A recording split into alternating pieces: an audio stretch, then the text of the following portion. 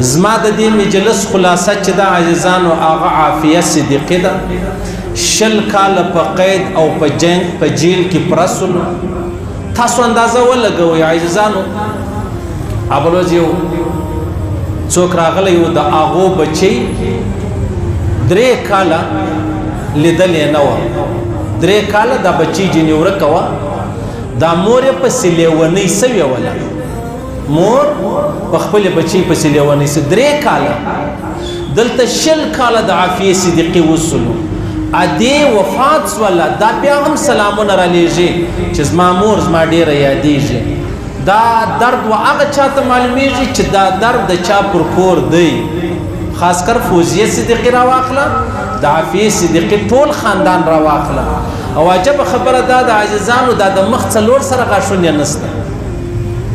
عجب خبره دا ده چې دا بیا هم پاتکړۍ کې راوستله، کښېنوله په شیشه کې څو خبرې دا خور سره وکړې. 20 کاله بعد چې مړ ته زما او ستا د لورو د خور په کور کې د هغه ځایه ګرد کافران په بغارو دي په چغارو دي چې تاسو د ښځو سره ظلم کوئ، تاسو ناجایزه کوئ، تاسو د ښځو حق خوړلی دی. دلته یوه مسلمانه ده، یوه مسلمانه 20 کالې په جیل کې اچولې ده. دا یې تر اوسه اپر نه ورته کړی چې تاسو د خپلې قیدې سره میلاوېدلی سئ، احوال چې دی هغه ورسره کولی سئ. دا خو کور د طلحه محمود ودان، دا خو کور په 100 واره د مشتاق سنیټر د جماعت اسلامي د هغه ودان.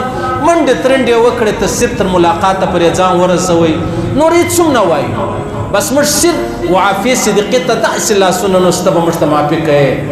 د خدای روی درته نسو که به ته د الله په دربار کې زموږ شکایت کوې. او که تا شکایت وکړئ په لا اله الا الله که زما بل ګمان دی، زما بل یقین دی چې ټول پاکستانیان به الله جهنم لره بیایي.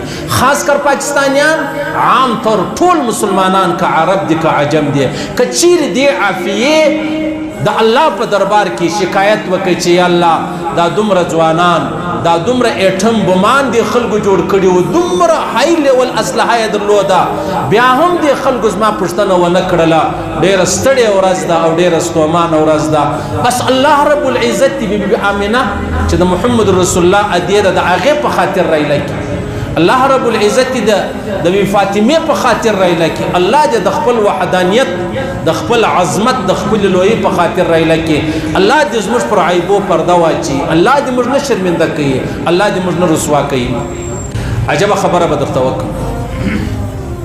امام مالک صاحب رحمه الله فرمایي که چیرې یو مسلمان د کافرانو په قید او په جیل کې وو، بندي وو، پر ټولو مسلمانانو باندې فرض ده یا په جنگ، که جنگ نه روپۍ ورکوي، بیا دا یو قیدي چې دی هغه را خلاص کوي، هغه را آزاد کوي. وایي که په جنگ باندې کېږي ټول مسلمانان سرونه ورباندې ورکوي، دا یو قیدي را خلاص کوي. او که په جنگ باندې نو په روپیو په مالو، ستاسو ټول مالونه چې ستاسو په کور کې کم میخ لګېدلی دی هغه هم راواخلئ، تمام مسلمانان ورکوئ، کافرانو ته دا فدیه ورکوئ. دغه یو مسلمان ورور چې دی هغه راخلاص کړي، یو مسلمان ورور دا راخلاص کړي. حضرت عمر فاروق فرمایي رضی الله تعالی عنہ یو مسلمان د کافرانو په جیل کې، د مشرکانو په جیل کې، په قید کې د دې راخلاصول و ما ته تر ټول جزیره عرب نه ده، دا ما ته راکوي، زه دومره نه خوشحاله کېږم لکه یو مسلمان د کافرانو له قیده خلاصول. تاسو سره مخ چې دا 3 صفحې دي، هلته خلک بیا سره دقیق 3 صفحې جوړ کړي، په برنډه کې نو بیا تکلیف نه وي، هسې ځای مختصر دی. ټول جزیرة العرب حضرت عمر فاروق فرمایي ما ته میلاو شي، زه دومره نه خوشحاله کېږم لکه یو مسلمان د کافرانو په قید کې دی هغه زه راخلاص کړم. او زه به عجبه حدیث درته ووایم، تاسو واورئ دا حدیث واورئ. عبدالله ابن عباس روایت دی، طبراني را نقل کړی دی، مجمع الزوائد والا را نقل کړی دی.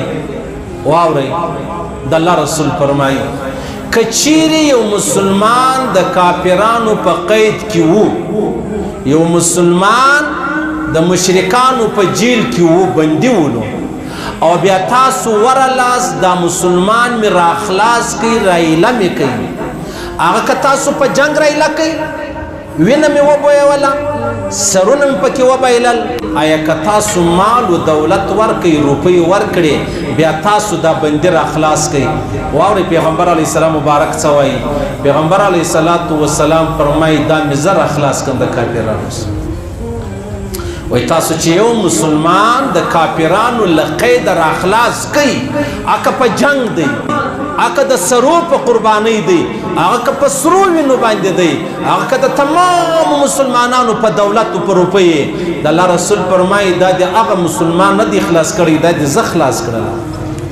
دا گویا تا زه خلاص کړم د کافرانو د جیله د کافرانو د قید سبحان الله الله اکبر څومره لوی خبره ده بس د پلارو د نیکه تاریخ را څپاته دی د الله او د رسول خبرې را څپاتې دي ټوله ورځ د کافرانو ساینسدانانو د کافرانو هغه انجینرانو د کافرانو هغه وترقۍ ته بس حق حیران ناس دومره ترقي وکړه دومره ترقي وکړه ګوره د کافرانو رقم تعلیم دی هم ونه کوي چې تا ترقي کړی وای او د الله او د رسول لاره دی هم خپله نه کړه چې آخرت کې ښایسته سوی وای بس خود به یو سړی کمالداره نه دی د بل و کمالوت حساب چې دی هغه لګولی دی موږ د الله او د رسول لاره پرېښوله نن تاسو ته ګورئ تاسو ورته ګورئ عزیزانو کافرانو دا زموږ یوه خور په جیل کې د دې دپاره ایښې ده چې مسلمانانو غټې خبرې به نه کوئ دا صرف ستاسو د پیغور دپاره موږ ایښې ده څه ګناه یې کړې ده کافران یې مردار کړلو امریکایان یې مردار کړلو لویه خبره دا ډول مشین یې ورباندې راواخیستی زموږ کافران چې زموږ فوجیان چې دي هغه یې وژل شپږ اتیا کاله تا لیدلي دي څوک پر چا باندې قید کوي او قید هم راواخله په هغه ځای کې په 20 کاله ملاقات نه ورکوي سبحان الله الله اکبر الله اکبر قاضي ابوبکر ابن عربي عجبه خبره لیکلې ده یو مسلمان واړي د کافرانو وطن ته کافرانو په وطن کې را روان ول یوه زنانه په بند کور کې وله چې ویې کتل داسې سړی تیر سو ورمعلومېدی چې مسلمان دی نشانۍ و علامې به وې بیا یې ورته ویلې ول زه مسلمانه یم کافرانو قیدي کړی یم ته خپل حاکم ته ووایه زموږ د مسلمانانو حکمران ته ووایه خیر وخت تېرېدی بیا دی رالی خپل وطن لره بیا یې وخت د بادشاه سره په مجلس کې ناستو په خبرو کې دا خبره یاده سوله چې داسې یو مسلمانه انجلۍ زموږ چې دا هغه د کافرانو په قید کې وه ول دا خبرې والله که خلاصې کړي ولې د غږ وکړئ هله ژر ملګري راټول کړئ ملګري راټول کړو مجاهدین راټول کړو ترتیب برابر کړي ورغلې هغه علاقه یې فتح کړله هغه علاقه یې ونیوله هغه یوه خور چې بندي و هغه یې راخلاصه کړله هغه یې د ځانه سره راوسته او عجبه بله ده دا صلاح الدین ایوبي سلطان صلاح الدین ایوبي رحمه الله په 1583 سنه هجري کې د مسلمانانو 100,000 قیدیان چې دي هغه د کافرانو قید لرالو بندیان سونه دی چې په دا خبره پوه سو چې یاره دا به څه چمپه کوم دا څونه لویه ستړې زما کور لراله بیا یې ملګرو باندې غږ وکړئ د سرو به خیال نه ساتئ ول د سرو به خیال نه ساتئ چې زما سر ولاړ سي کې به بچاو شي درځئ دا زموږ ورونه دا مسلمانان قیدیان دي دا به رایله کو ورلو جهاد یې ورسره وکړئ جنگ یې ورسره وکړئ علاقه یې فتح کړله 100,000 مسلمانان یې رایله کړلو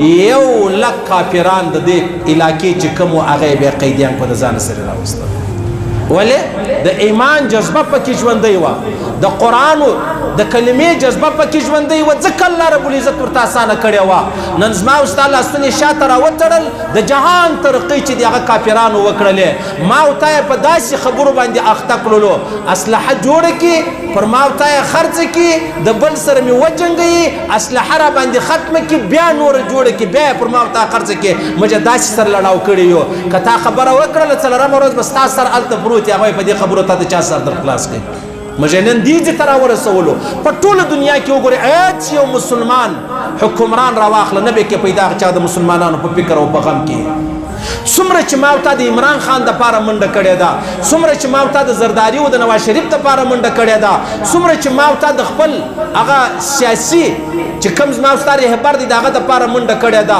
په خدای دې مې قسم که هغومره نیمه منډه ما او تا د عافیه صدیقي دپاره وکړو والله عافیه صدیقي به الله رب العزت رایله کړي الله به پوښتنه راڅه وکړي او عجبه خبره بله ده فرمایي معتصم بالله دا عباسي کورنۍ د خلیفګانو څخه وو.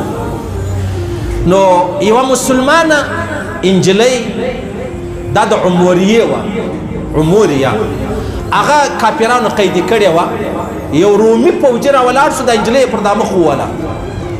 دې نارې کې وا معتصمه معتصمه معتصمه، د ورباندې وخندل، و معتصم به راشي اوس پر ابلق آس باندې، پر کمر آس باندې ستا حفاظت به وکړي. خندې ورباندې ووایو. معتصم بالله چې په دې خبره خبر سلو، بیا ملګرو ته وویل تاسو وګورئ په علاقه کې کمر آسان چې هر ځای دی دا راټول کړئ. روپۍ یې وپاشلې وشیندلې، 80,000 کمر آسان چې دی هغه یې پیدا کړو، 80,000. بیا راولاړ سو، ملګرو ته ویل تیارې وکړئ ځو روانېږو. چې روان سو بیا هله هله هله هله علاقې لره چې ورورسېدو، جهاد یې شروع، جنګ یې شروع، سرونه قربان کړلو. بیا دا ټوله علاقه چې د هغه فتح کړه هغه یې ونیوله، و دې کلو ته ورونه ور واچول، دا ښارونه ور وسوځل، او بیا د دې علاقې کافران یې ټول قیدیان کړو. بیا یې غږ وکړئ ولورسې هغه زموږ د مسلمانانو چې کوم انجلۍ ده او هغه رومي چې کوم فوجي دی زموږ مسلمانه خور یې په مخ وهلې ده، هغه حاضر کړه. بس قرار هغه بچی هم حاضر سوله، هغه رومي فوجي چې کوم و هغه هم حاضر سلو. معتصم بالله پر کمر آس ورته ولاړ، ورباندې وخندل، ول څنګه سلو؟ تا ویله تال معتصم به راځي پر کمر آس باندې ستا خیال به ساتي، نن خو ما ټول ځان قربان کوي ستا د دې یوې خبرې دپاره چې تا زما یوه خور یا زموږ لور پر دا مخ باندې ووهله. نن ستا و کور ته اور در اچوم، ستا و کلي ته اور در اچوم، ستا و علاقې ته اور در اچوم. دا د ما خو د خپله لور و خور راخلاصه که ته څه چم کوې اوس ووایه. رواخله توره راواخله چې دا رومې پر دا سر ووایي، سر یې هلته پروت ولو. ول چې کومه خور، کومه مسلمانه خور د معتصم بالله رقم ورور لري، هېڅکله به یو کافر را ولاړ نسی هغه به یو مسلمانه پر دا مخ ویي، هېڅکله به یو کافر را ولاړ نسی چې هغه به د مسلمانانو یوه خور یوه لور چې ده هغه په کلو کلو په زندان کې اچوي. او عجبه ډېر دا ټویټر کې موږ وینو ډېر پښتانه ورونه مسلمانان هغه وایي وروره ته د عافیې صدیقې د خوا راخیستې ده. نه نه، د هر قیدي په حواله موږ دا آواز اوچتوو، موږ پورته کوو. هر مسلمان په هر علاقه کې هر چا چې پورته کړی دی، که خپلو پورته کړی دی، که پردو پورته کړی دی، که دشمنانو پورته کړی دی، که دوستانو پورته کړی دی، که مسلمانانو پورته کړی دی، که کافرانو پورته کړی دی، زموږ اعلان دی چې قیدیان د دې سره به ظلم نه وي، د دې سره به وحشت نه وي، دا عدالتونه سته به عدالتو کې پیش کوي. خبره چې د هغه به سپینه سي، خو پیغور د ټول عالم اسلام دپاره دی او خاص کر د پاکستانیانو دپاره دی چې زما او ستا یوه نازنینه خور، د قرآن حافظه خور، په ډاکټره خور، هغه 20 کاله په قید کې تېروي او بیا یې 4 غاښونه هم نسته، بیا یې په شیشه کې سره کښېنوي. سبحان الله. هغه موږ ته چې دومره زاری و خواستی کوي، زورن را باندې وایي چې تاسو د ښځو حق خوړلی دی. زما او ستا په علاقه کې د یوې زنانې په برقه کې د ده سوچ بند دی، وایي په دې کې ساه بندېږي، په دې کې د دې خلق را تنګېږي، په دې کې د دې نفس را تنګېږي. ولې دې په زوره برقه و چادرې ور باندې کړې ده؟ ولې د باندې نه راباسې؟ ولې پارک لره نه بیایې؟ ولې سکول لره نه بیایې؟ ښه ته دومره مهربانه یې. نو چې زموږ یو مسلمانه خور ستا سره قیدي ده، زه غافله، زه بې غیرته، ته خو به بیا غافله نه یې، ته خو بې غیرته نه یې. تا خو به یو ورځ اعلان کوئ چې دغه خور وایي چې زما زامن و زما مور و زما خور و زما ورونه زما سره میلاو کوي. دومره سختي تا لیدلې ده پر روی زمین باندې، بس خبره خلاصه ده. عافیه صدیقي ته به الله هغه جنت ورکړي، هغه جنت ورکړي چې هغه جنتو ته به شهیدان هم حیران وي، هغه جنتونه به ورکړي چې تمام مسلمانان ورته حیران چې یا الله دا جنت د چا دی. دعا به ورته وکړو، یا الله د محمد رسول الله په خاطر را خلاص کړي، یا الله د خپل وحدانیت، د خپل عظمت، د خپل لویۍ په خاطر را خلاص کړي. یا الله موږ نور مه شرمنده کوه، یا الله موږ نور نه شرمنده کوه، موږ ډېر شرمنده یو. یا الله ستا پر مخ شرمنده یو، شرمنده یو، موږ د عافیې صدیقي پر مخ شرمنده یو. هغه به وایي هغه مسلمانان، هغه زموږ ورونه، هغه ایټم بمان چې ځای نه لري چیرې کښېږدي، هغه پوجان، هغه زورور، هغه دا چیرې دي؟ ولې له ما پوښتنه نه کوي؟ خیر عزیزانو، ډېره لویه ستړې ورځ را روانه ده. هغه زما او ستا دپاره د عافیې صدیقي دپاره نه ده. دا فیسبوک نه دی عزیزانو، پر فیسبوک باندې زما دغه بیان نه دی. دا نه پرېږدي ډایرکټ دا ټوله مطلب آی ډي مې ډي چې کومه دغه بلاک کوي ویلې وایي تثبت خلاف خبرې ولې کوي ولګوئ اندازه ولګوئ یو کافر د بل کافر سره څومره مرسته کوي او د مسلمانانو څنګه کور خراب دی الله رب العزت په خندا په خوشحالي خپل کور ته راولي او که نه الله دې هغه تباه کړي چې چا دا کار کړی دی الله دې هغه کافران په سترګو ړانده کړي چې د دې سره ظلم